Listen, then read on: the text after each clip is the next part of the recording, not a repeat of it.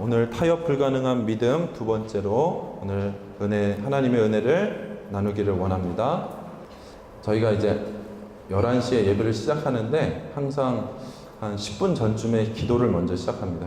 10시 50분 전에 한 10분 정도 예배를 위해서 기도할 때 항상 우리 아이들이 한 10명 정도 와 있어요. 그래서 그 10명들과 함께 기도하는데 그때마다 참 감사합니다. 그래서 이 아이들이 정말 이렇게 기도할 수 있고, 그래서 그 아이들을 볼 때마다 마음이 든든하고 기도의 용사들이 여기 있구나 이런 생각을 합니다.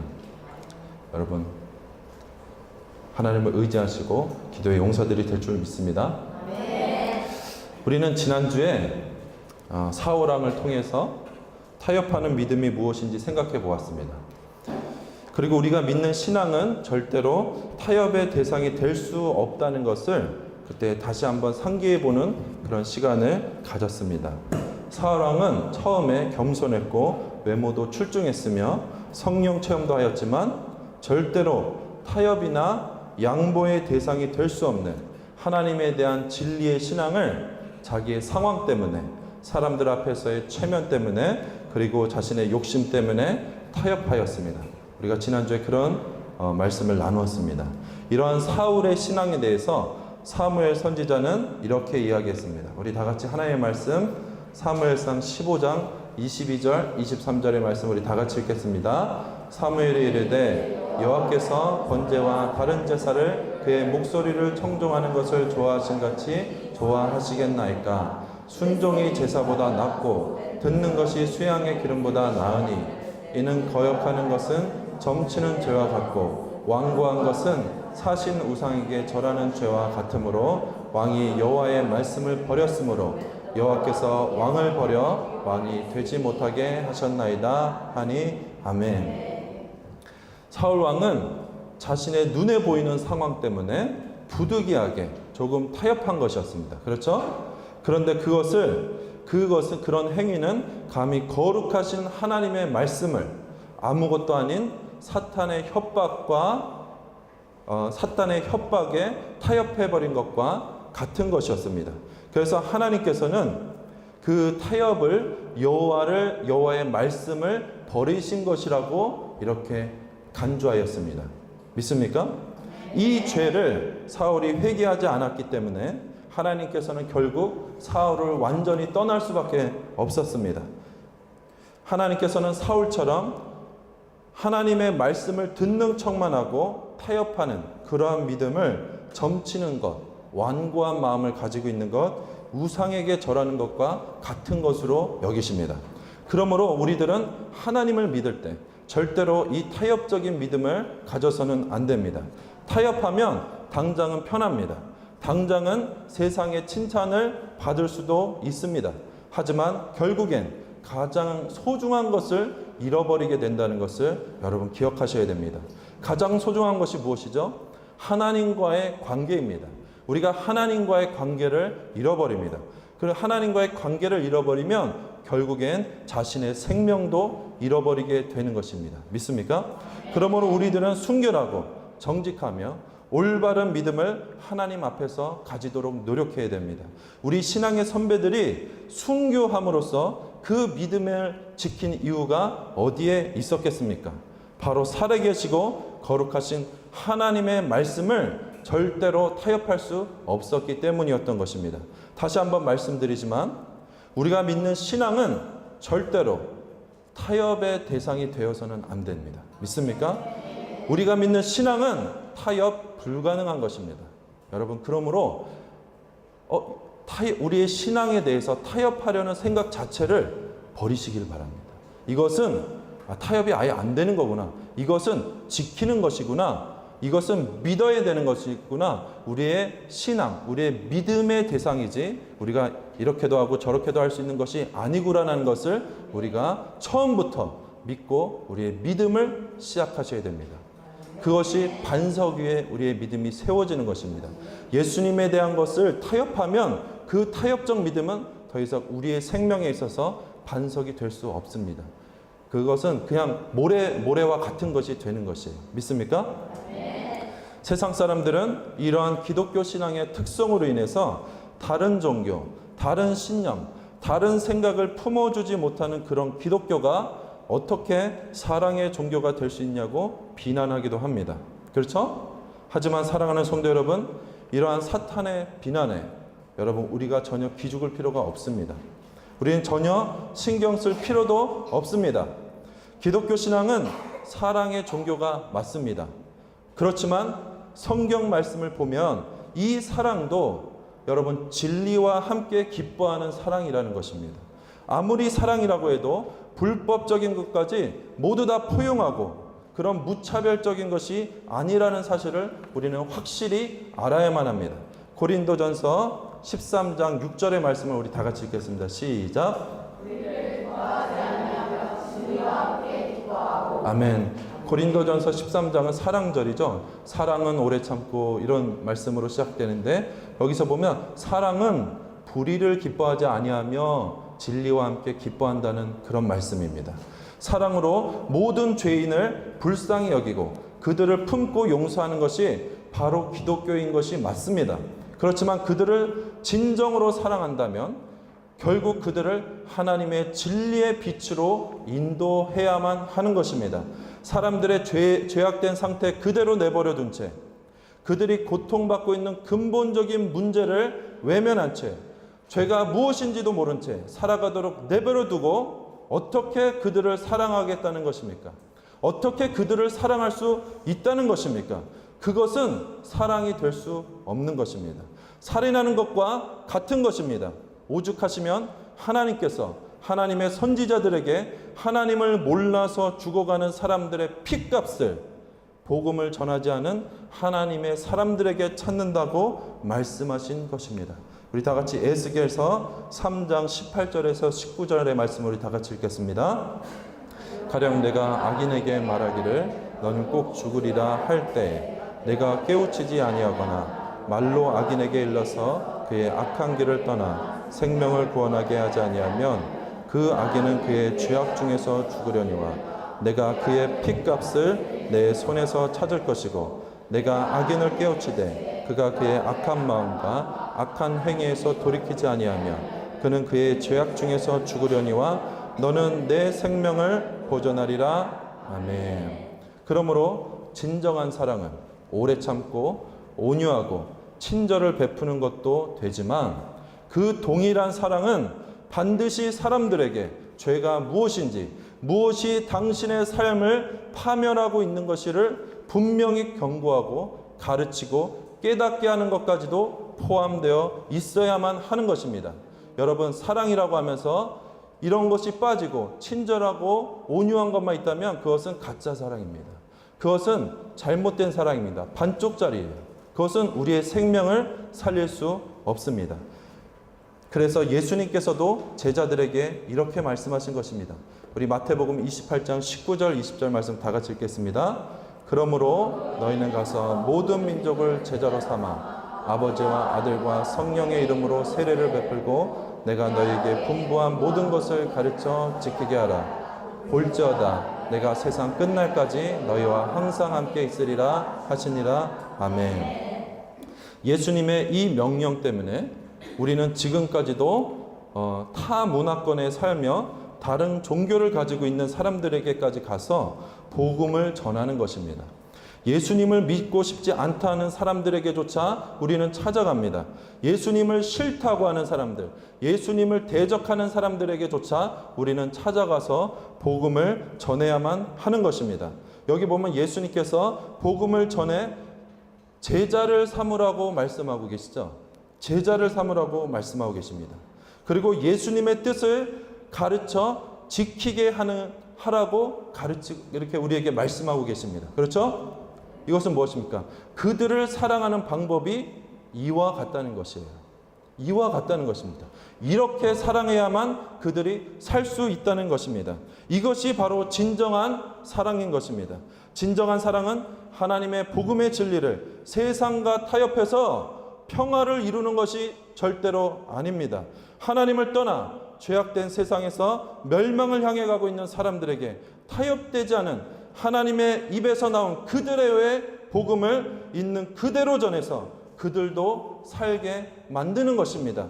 사람을 불의와 거짓 가운데 가만히 놔두고 그것을 인정해주고 위로해주고 응원해주고 친절함이나 상냥함 같은 이런 성품적인 부드러움을 사랑이라고 생각하는 사람들이 많이 있습니다. 그러나 여러분, 그것은 사랑의 전부가 아니라는 사실입니다. 사랑을 감성적인 것으로만 여깁니다. 요즘 세상이 그렇죠?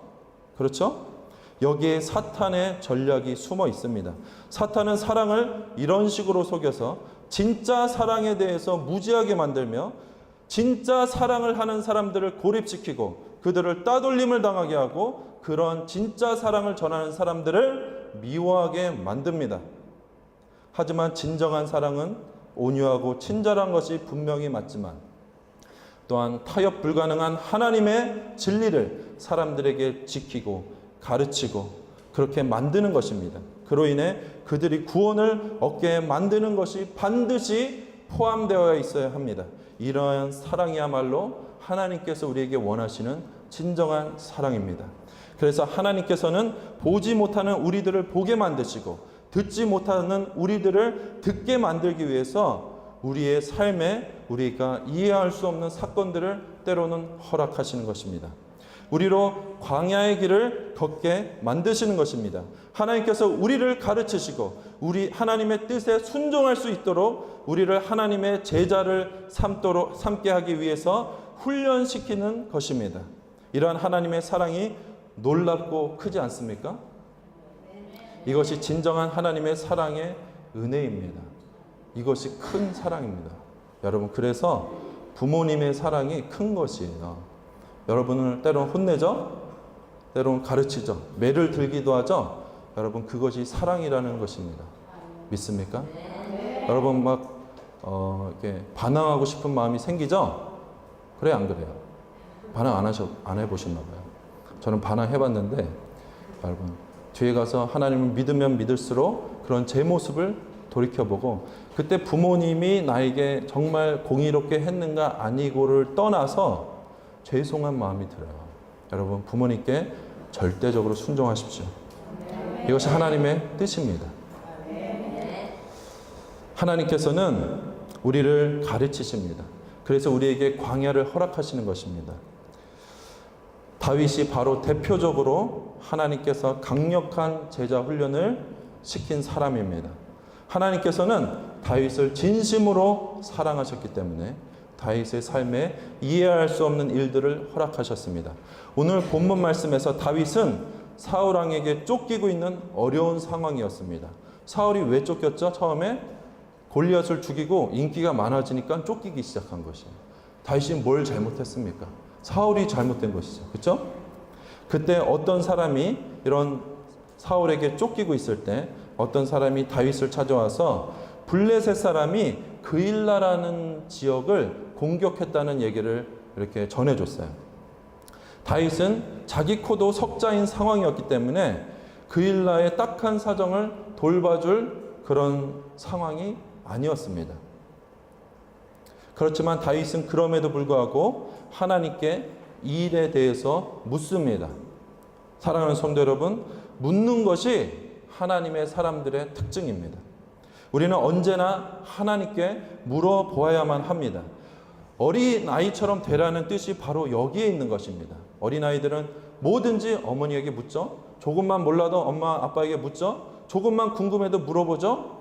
어린아이와 같이 되라는 것이 바로 이런 것입니다. 우리는 하나님께 그렇게 우리 삶에 대해서 우리가 조그만 의심과 조그만 어떤 의문들이 생길 때마다 반드시 물어봐야만 하는 것입니다.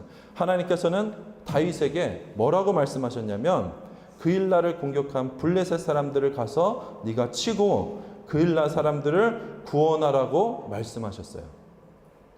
여러분, 그래서 다윗이 자신을 따르는 사람들에게 우리 그일라를 치러 가자고 말했습니다. 그랬더니 다윗을 따르던 사람들의 반응이 어때요? 좋습니까? 나쁩니까? 나빠요. 그러면서 다윗을 따르는 사람들이 다윗에게 말합니다. 여러분, 다윗이요, 우리 상황을 좀 똑바로 생각해 보십시오. 그러면서 사무엘상 23장 3절 오늘 본문 말씀을 우리 다 같이 읽겠습니다. 시작. 다윗의 사람들이 그에게 이르되 보소서 우리가 유대에 있게도 두렵거든 하물며 그일라에 가서 블레셋 사람들의 군대를 치는 일이가 한지라. 아멘. 다윗은 하나님께서 다윗에게 하신 말씀과 자신의 처한 상황을 말해주는 부하들의 말 사이에서 고민하기 시작했습니다. 그리고 다윗이 생각해도 자신이 그일라의 일에 끼어들 처지가 아닌 것이 맞았습니다. 이런 상황들이 우리를 힘들게 하죠. 이런 상황들이 우리 삶 속에서 있죠? 있습니다. 우리가 믿음을 지키기 위하다 보면은 곤란한 처지에 처합니다. 계속해서. 그렇죠? 하나님의 말씀과 현실의 상황 가운데 갈등이 생길 때 우리들은 선택을 해야만 합니다. 믿음이 없는 사람들은 대부분 상황을 따릅니다. 똑똑한 사람들은 몇 수 더 계산해보고 선택합니다. 그렇지만 믿음의 사람들은 오직 하나님의 말씀만을 따릅니다. 다윗은 이 갈등의 상황에서 다시 하나님께 묻습니다. 우리 4절 말씀입니다. 다 같이 읽겠습니다. 다윗의 여호와께 묻자온데 여호와께서 대답하여 이르시되 일어나 그일라로 내려가라. 그가 블레셋 사람들을 내 손에 넘기리라 하신지라. 아멘. 사랑하는 성도 여러분, 하나님께서는 우리들의 마음의 중심을 언제나 살피시고 보고 있다는 사실을 여러분 잊지 마시기를 바랍니다. 믿음의 갈등이 생길 때, 다시 말해서 영적 씨름을 우리가 하고 있을 바로 그때 여러분 성급하게 결정하지 말고, 혹시 우리의 믿음이 부족하다면, 혹시 우리 가운데 두려움이 생긴다면 반드시 다시 하나님께 여쭤보시기를 예수님의 이름으로 축원합니다. 하나님께서 응답하실 때까지, 여러분의 마음 가운데 하나님께서 평강을 주실 때까지, 평안을 주실 때까지 절대 포기하지 마시고 기도하시기를 바랍니다. 인생의 중요한 일일수록 반드시 이렇게 하나님께 묻고 응답을 받는 훈련이 우리에게 되어야만 하는 것입니다. 다윗에게 말씀하신 하나님의 음성은 여러분 어떻습니까? 처음에 들었던 음성과 동일하죠? 동일합니다. 다윗의 상황은 변함이 없습니다. 다윗을 따르던 사람들도 그대로였지만 하나님은 동일한 음성을 다윗에게 다시 말씀하셨습니다. 바로 그때 다윗은 하나님의 말씀을 따르기로 결단합니다. 다윗이 상황을 계산하지 않은 것이 아닙니다. 그렇지만 그 계산을 하나님 앞에서 내려놓고 하나님을 따르기로 결정한 것입니다. 자신의 계산보다 하나님의 말씀이 더 옳다는 것을 다윗은 믿은 것입니다. 사랑하는 성도 여러분, 이것이 우리가 하나님께 영광을 돌리는 방법입니다. 이것이 바로 로마서 12장에 나오는 우리들을 산 제사로 하나님께 드리는 방법입니다. 다윗은 하나님의 말씀이 이해가 안 되었을 것입니다. 이때 다윗은 무엇을 했죠? 자기 자신을 부인하고 하나님의 말씀을 믿은 것입니다. 예수님께서 나를 따르려거든 뭐라고 말씀하셨죠? 자기를 부인하라 그랬어요. 이 부인하라는 것은 이런 것입니다. 하나님의 말씀과 세상의 나의 생각, 육신의 생각, 육신에 속해 있는 것들이 갈등이 일으킬 때 육신을 부인하고 하나님을 따르는 것이 예수 그리스도를 따르는 삶입니다. 믿습니까? 다윗은 자신의 이해 너머에 계신 그런 하나님을 믿기로 결정합니다. 이것은 미신도 아니고 맹신이 아닙니다. 나를 초월하고 계신 하나님을 인정하는 것입니다. 그리고 그일라로 가서 자기 생명 지키기에도 버거운 다윗이 그일라를 지키기 위해서 목숨을 걸고 블레셋 사람들과 싸움을 시작합니다. 그 당시 다윗이 이끌고 있던 사람들은 약 400명, 600명밖에 안 됐기 때문에 다윗도 전투에 치열하게 참여했을 수밖에 없습니다. 그리고 훈련이 잘 된 군대가 아니에요. 그냥 그 사회에서 낙오자들이 다윗에게 왔기 때문에 다윗이 앞서서 싸우지 않고는 절대로 따를 사람들이 아닙니다. 그 당시에 훈련된 사람들이 아니었어요. 다윗은 블레셋 사람들과 싸워서 크게 이겼습니다. 마침내 그일라 사람들을 구원해 놨습니다. 참 놀라운 하나님의 은혜인 것입니다. 맞습니까? 역시 하나님의 말씀대로 하니 일이 잘 되었습니다. 이 이야기까지가 우리가 오늘 읽은 본문의 말씀입니다. 여기까지는 누가 들어도 아주 아름다운 이야기가 될 수 있습니다. 그렇죠? 다윗이 하나님의 말씀을 끝까지 힘들지만 믿었더니 일이 잘 되었더라. 그러나 하나님께서는 이러한 사람의 이해를 다시 초월하기 시작하십니다. 이제부터가 바로 하나님을 향한 다윗의 믿음이 본격적으로 테스트를 받는 시기로 접어드는 바로 그때가 된 것입니다. 여러분, 이 일은 좋게 끝났어요. 오늘 저희는 그 다음 말씀을 읽지 않았습니다. 그렇지만 제가 그 다음 말씀이 어떤 일들이 일어났는지를 제가 말씀드리기를 원합니다. 그렇게 돼서 일이 잘 되었는데 다시 어떤 사람이 다윗에게 왔습니다. 그리고 이렇게 말합니다. 어떤 사람이 다윗이 그일라에 있다는 소식을 사울왕에게 가서 일러 바칩니다. 여러분, 이런 일은 왜 일어난 겁니까? 하나님의 말씀을 지켜서 그일라를 구원했는데 그 소식을 누가 사울왕에게 일러 바친 것이에요. 그일라는 성벽과 성문이 있는 그런 성읍 도시였기 때문에 사울이 당장 가서 그 성읍을 포위만 하면 다윗을 잡는 것은 그렇게 큰 문제가 안 되는 그런 성읍이었습니다. 사울 왕이 이 기회를 잡기 위해서 부하들을 이끌고 다윗을 포위하기 위해서 움직이기 시작했습니다. 근데 그 소식을 다윗이 알고는 어떻게 하나님께 반응했을 것 같습니까, 여러분? 하나님의 말씀에 순종하며 하나님의 말씀대로 모든 일이 성취된 다음에 다시 위기가 찾아오는 이런 묘한 상황 속에서 다윗은 어떻게 하나님께 반응했을 것 같습니까? 다윗은 다시 나가서 하나님께 무릎을 꿇고 하나님께 물었습니다. 사랑하는 성도 여러분, 우리는 이 묘한 상황에서 다윗이 하나님께 반응한 것을 잘 보아야만 합니다. 그리고 우리들도 다윗의 이 삶에 대처하는 방법들, 이 믿음으로 대처하는 방법과 지혜들을 반드시 우리 삶 가운데서 배우고 익혀야만 하는 것입니다. 다윗이 하나님께 기도하며 드린 질문은 두 가지였습니다. 사울 왕이 진짜로 그일라로 오겠습니까? 두 번째는 그일라 사람들이 다윗의 사람들을 사울 왕의 손에 넘겨주겠습니까? 이 두 가지를 물었어요. 그때 하나님이 뭐라고 대답하시냐? 사울 왕이 그일라로 올 것이다. 그리고 두 번째에 대해서는 그일라 사람들이 너가 구해준 그일라 사람들이 너를 사울 왕에게 넘겨줄 것이다. 이렇게 대답하셨어요. 여러분, 이 하나님의 말씀을 들으니 기분이 어떻습니까? 왠지 허무하지 않습니까? 이게 도대체 무슨 일이야? 하나님이 말씀은 해주셨어요. 근데 그 대답이 여러분, 우리가 기대하는 대답입니까? 아니에요. 우리가 기대하는 대답과 너무 틀립니다. 다윗은 이렇게 생각할 수 있어요. 하나님께서 결국 이렇게 하실 것을 아셨다면, 또 결국 일을 이렇게 되게 하실 거면 뭐하러 저한테 힘들게 목숨 걸고 와서 그일라를 구하라고 말씀하신 것입니까? 이유가 무엇입니까? 우리는 그렇게 하나님께 따지고 싶은 마음이 생길 것입니다. 우리는 우리를 실망케 하는 하나님의 음성을 들을 때, 우리가 좋아하지 않는 하나님의 음성을, 하나님의 뜻을 알게 되었을 때 우리는 어떻게 대처합니까? 우리가 다윗을 보고 우리가 이것을 잘 배워야만 합니다. 다윗은 불평과 불만으로 자기의 시간을 낭비하지 않았습니다.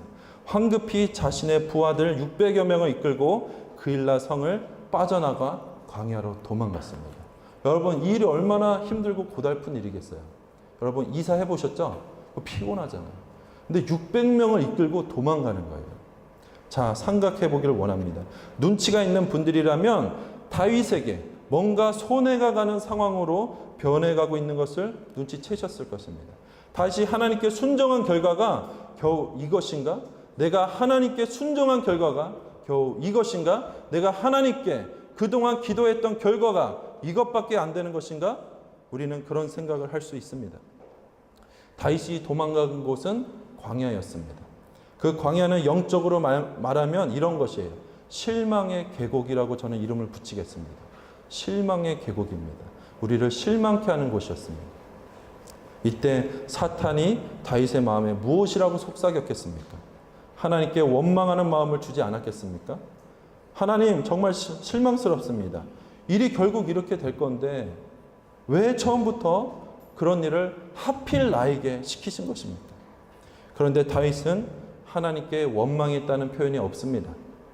이상하게도 다윗은 그럴수록 더욱 하나님을 믿고 의지하였습니다. 여러분, 어떻게 이런 일이 일어날까요? 하나님의 인격을 경험하고 믿으면 이런 일이 일어나요. 믿습니까? 다윗은 이러한 상황 속에서 오히려 자신의 생명을 지켜주신 분은 하나님이라는 사실을 배우게 됩니다. 하나님께서는 다윗에게 사울 왕의 추격을 피해 광야의 요새에도 있게 하셨고 10광야 골짜기에도 머물게 하셨습니다. 그렇지만 사울 왕의 손에는 잡히지 않도록 지켜주셨습니다. 쫓기는 상황은 허락하셨지만 잡히시지는 않게 하시는 하나님. 여러분, 이렇게 하시는 하나님의 뜻이 무엇인지 우리는 반드시 생각해 봐야만 합니다. 쫓기게는 하시는데 잡히게는 안 하시는 거예요. 우리의 삶에도 위태로울 때가 있습니다. 겨우겨우 고비를 넘기기를 여러 번 반복할 때도 있었을 것입니다. 전혀 길이 보이지 않고 고달프며 절망적인 순간도 우리의 삶 가운데 찾아온 적이 있었을 것입니다. 그런데 하나님께서는 결국에는 그 순간들을 어떻게 해서든지 버티고 지낼 수 있게 하신다는 사실을, 여러분, 그 상황을 어떤 큰 상황이 오더라도 주님을 믿는 사람들은 절대 그 상황 때문에 죽지 않는다는 사실을, 지지 않는다는 사실을, 망하지 않는다는 사실을 믿기 바랍니다. 사랑하는 성도 여러분, 하나님께서는 이처럼 위태한 상황 속에서도 우리와 함께 하십니다. 하나님께서는 우리가 완전히 잊혀지고 소외된 상황에서도 반드시 우리와 함께하고 계십니다. 여러분을 향한 하나님의 뜻은 절대로 여러분이 망하는 것이 아니라는 것을 우리는 확실히 믿고 붙들어야 합니다. 우리의 믿음이 바로 이럴 때 나오는 것이에요. 바로 이럴 때 우리의 믿음이 역사하는 것입니다. 하나님은 그러한 믿음을 우리에게서 찾으시는 것입니다. 다윗처럼 우리는 반드시 하나님을 믿고, 다윗처럼 우리의 가족과 나를 지켜주실 하나님을 반드시 믿고 끝까지 하나님을 신뢰하는 그런 훈련이 우리 삶 가운데 있기를 예수님의 이름으로 축원합니다. 사무엘상 23장 14절의 말씀을 다 같이 읽겠습니다.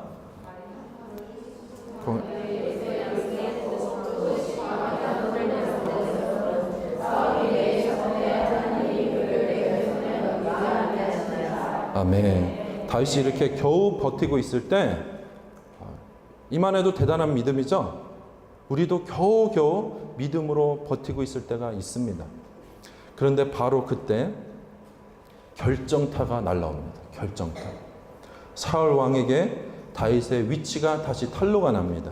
그리고 사울 왕이 다윗을 아주 가까이까지 추격해 옵니다. 아주 가까이까지. 우리 사무엘상 23장 26절 말씀 다 같이 읽겠습니다. 시작. 사울이 산 이쪽으로 가매 다윗과 그의 사람들은 산 저쪽으로 가며 다윗이 사울을 두려워하여 급히 피하려 하였으니 이는 사울과 그의 사람들과 다윗과 그의 사람들을 에워싸고 잡으려 함이었더라. 아멘. 다윗의 사정이 매우 급박해진 것입니다. 사울 왕의 포위망이 너무 가까이까지 온 것입니다. 이 모든 힘든 상황들의 시작은 언제 어떻게 시작된 것이죠? 다윗이 참견하지 않아도 상관없을 것 같은 그일라 성을 가서 구해준 그 일 때문에, 하나님께 순종한 그 일 때문에 이 모든 일들이 일어난 것처럼 보이는 것입니다. 그 일 때문에 결국에는 죽을 것 같은, 죽을 수밖에 없는 상황에 내가 처한 것과 같은 그런 상황이 결국에는 온 것입니다. 사랑하는 성도 여러분, 이때 우리들은 어떻게 우리의 믿음을 지켜야 될까요? 여러분, 고민이 되죠? 참 고민이 되는 것이에요. 여러분, 이러한 상황이 왔을 때 우리는 우리의 믿음을 어떻게 지켜야 할까? 이 믿음을 끝까지 지켜야 할까? 하나님은 나를 버리시는 것은 아닐까? 이런 고민이 우리에게 찾아옵니다. 여러분, 그러나 때로는 하나님께서는 우리의 삶에 이러한 순간들을 허락하실 때가 있다는 것입니다. 그렇지만 우리는 그 어떤 순간에도 하나님에 대한 믿음을 여러분 끝까지 지켜야 합니다. 이것을 허락하시는 하나님의 이유가 무엇일까요? 우리에게 이전과는 다른 더 큰 믿음을 원하시는 것이에요. 믿습니까? 하나님에 대한 믿음을 우리가 끝까지 포기하지 않으면 우리의 믿음은 성장할 것입니다. 그리고 우리가 끝까지 하나님을 포기하지 않고 믿으면 하나님께서는 더 큰 영광을 받으십니다.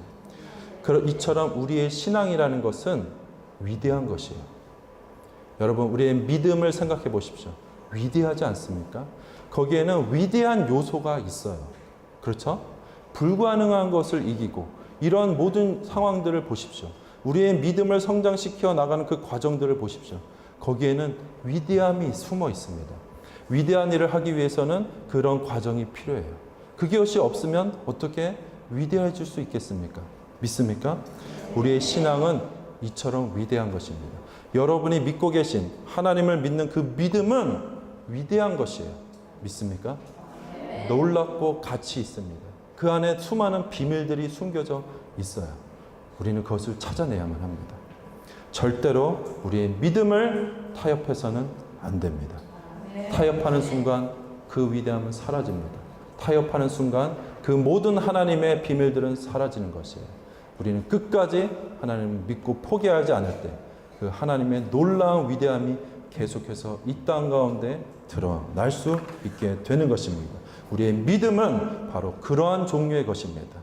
바로 그때 이렇게 가장 큰 위기에 처했을 때 다윗은 어떻게 했을까요? 여기 성경에는 나오지 않았는데 기도했을 것 같습니다. 하나님께 도와달라고 했을 것 같아요. 그동안 하나님께 물어왔던 것을 봐서는 도와달라고 기도했을 것입니다. 그런데 바로 그때 놀랍게도 다윗이 전혀 예상하지도 못하게 사울 왕에게 어떤 전령이 옵니다. 그리고는 이렇게 말해요. 블레셋 군대가 이스라엘의 다른 쪽을 침략하고 있다는 것입니다. 여러분, 사울이 이 소식을 듣고 다윗을 잡는 것을 중지하지 않을 수가 없었습니다.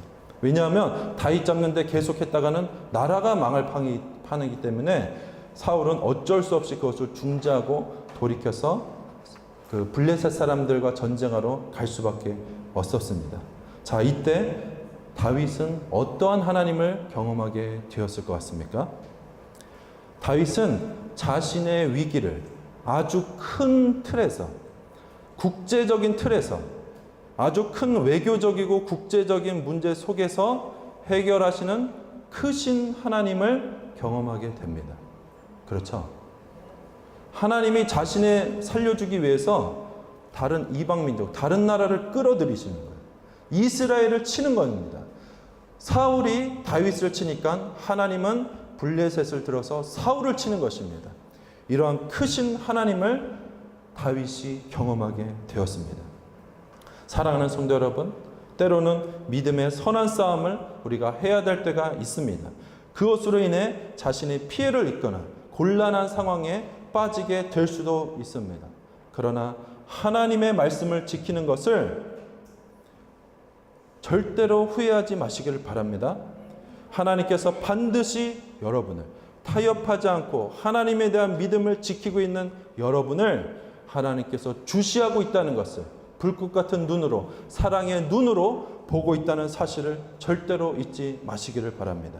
하나님께서는 여러분을 놀라운 스케일로, 그 전에 내가 경험하지 못했던 위대한 스케일로 여러분을 구원해 주실 것입니다. 하나님의 손길, 크신 손길을 여러분이 경험하게 될 것입니다. 그야말로 기적이라고 말할 수밖에 없는 그 일을 하나님께서 여러분의 타협하지 않는 믿음을 가지고 하나님의 믿음을 지키고 있는 여러분을 위해서 하나님께서 베풀어 주실 것입니다. 사랑하는 성도 여러분 국제적인 인물이 되고 싶습니까? 우리 사랑하는 우리 학생들 나중에 커서 국제적인 인물이 돼야죠. 글로벌한 인재가 돼야 되잖아요. 그렇죠? 여러분, 그러려면 국제적인 문제에 끼어들어야 돼요. 여러분, 하나님을 크게 믿으십시오. 그러면 됩니다. 하나님을 위대하게 믿으십시오. 그러면 됩니다. 믿습니까? 사랑하는 성도 여러분, 결론적으로 말씀드리기를 원합니다. 하나님의 말씀은 절대로 우리의 타협의 대상이 되어서는 안 됩니다. 우리는 사울왕처럼 상황에 따라, 환경에 따라 하나님의 뜻을 마음대로 해석하여 순종해서는 안 됩니다. 그것은 순종도 아닙니다. 다윗처럼 하나님께서 말씀하신 그대로 그 어려움과 그 어떤 시험이 오더라도 있는 그대로 그것을 지킬 각오를 우리가 해야만 하는 것입니다. 다윗에게는 또한 사울 왕을 죽일 수 있는 기회도 왔죠. 그러나 다윗이 어떻게 합니까? 안 죽여요. 2번이나 왔는데 안 죽여요. 다윗의 부하들이 답답한 거예요. 왜 안 죽입니까? 저 사람만 죽이면 우리도 이제 편하게 살 수 있는데. 그 다윗의 부하들도 참 불쌍하죠. 왕이 안 죽이는 거예요. 안 죽여. 절대로 못 죽이겠대. 그 바로 코앞에 와서 처음에는 칼로 그 사울 왕의 옷만 살짝 뵙니다. 그때 다윗이 마음에 찔렸다 이렇게 나와요. 그 후로는 절대 죽이지 않아요. 하나님이 그에게 말씀하신 것을 끝까지 지키는 것입니다. 2번째 죽일 기회가 왔을 때 다윗의 부하 아비새가 말해요. 당신이 죽이지 말고 내가 가서 죽이겠습니다. 1번, 2번 찔릴 필요도 없습니다. 1번에 찔러서 내가 죽일 수 있습니다. 그래요. 근데 다윗이 말립니다. 죽이지 말라. 하나님께서 기름 부어서 세운 사람 함부로 죽이지 말라 그래요. 안 죽이고 나와요. 그래서 다윗의 고생은 끊어지지 않고 계속 이어졌습니다. 여러분, 타협하지 않는 믿음입니다. 그는 자신의 이익을 위해서 살지 않은 것이에요. 그는 자신의 유익을 위해서 살지 않았습니다. 그는 자신의 편안함을 위해서 살지 않은 것입니다. 무엇을 위해서 살았죠? 믿음으로 사는 것이에요. 하나님의 자신에게 주신 믿음을 타협하지 않는 믿음으로 산 것입니다. 여러분, 이것이 우리들이 가야 할 길입니다. 믿습니까? 사랑하는 성도 여러분, 이러한 타협하지 않는 믿음이 다윗에게 진정한 영적 권위를 주었습니다. 다윗을 따르는 사람들도 다윗의 이러한 영적 권위를 인정할 수 없게 된 것이에요. 진정한 권위는 이렇게 오는 것입니다. 믿습니까? 사람들을 달래주고 타협하고 뇌물 주고 이래서 오는 게 아니에요. 진정한 권위는 믿음을 지킬 때 옵니다. 그러므로 우리도 끝까지 하나님을 믿기만 하면 됩니다. 끝까지 타협하지 않고 끝까지 견디면서 하나님을 바라보면 됩니다. 그러면 우리는 승리하게 되어 있습니다. 하나님께서 그렇게 하는 우리들을 통해서 큰 영광을 받게 되실 것입니다. 그렇게 하는 우리들을 통해서 우리를 산 제물로 하나님께서 기뻐하시면서 받게 되실 것입니다. 우리 그렇게 하나님께 영광 돌리는, 하나님 기뻐하시는 믿음의 사람들이 되시기를 예수님의 이름으로 축원합니다. 아멘. 기도하겠습니다.